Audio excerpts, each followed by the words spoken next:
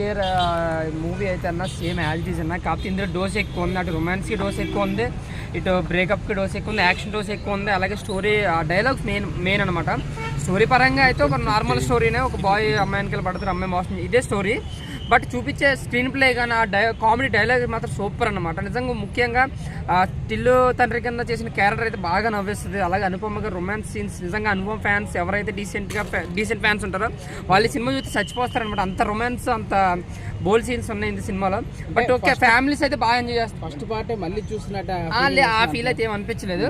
చూసినంత బోర్ కొట్టకుండా అయితే అనిపించింది. Super block buster. అంటే ఫస్ట్ టైం టిల్లు చూసినప్పుడు అయితే మనకు కొత్త కాబట్టి అలాగ అనిపించింది. టిల్లు స్కేర్ అవి కొంచెం అక్కడక్కడ డైలాగ్ అయ్యే ఉన్నాయి, కొన్ని అందులో సీన్స్ కూడా ఇందులో రిపీట్ అవుతుంటాయి. మీరు లాస్ట్ బర్త్డే ఎక్కడ ఉన్నారంటే అదొక పెద్ద కథ అనే సీన్లో ఒక ఓల్డ్ పార్ట్ కూడా మనకు గుర్తుకొస్తుంది, అలా రిపీట్ చేస్తారు సీన్స్.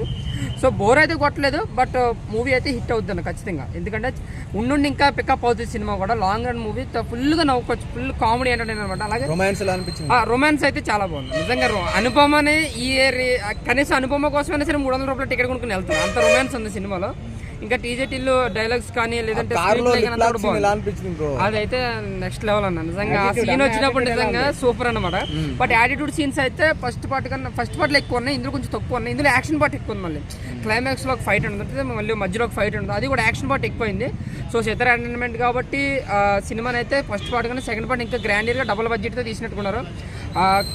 ప్రొడక్షన్లో కానీ లేదంటే డైలాగ్ డెలివరీలో కానీ అంతా కూడా దానికన్నా బెటర్, సూపర్ హిట్ అని చెప్పారు.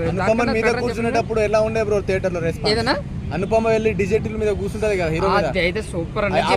సీన్స్ ఉన్నాయి, ఒక్క సీనే కదన్నా, వాడు ఒక గదిలో కొన్ని సీన్స్ ఉంటాయి అనమాట, 2-3 సీన్స్. ఆ సీన్స్ వచ్చినప్పుడు ఏమో అనుపమని ఏం మాయ చేసారా అనిపించేలా ఉన్నది అనమాట. సో అనుపమని డీసెంట్ ఫ్యాన్స్ చూస్తే ఊరేహించి చచ్చిపోతారని చెప్తున్నాను.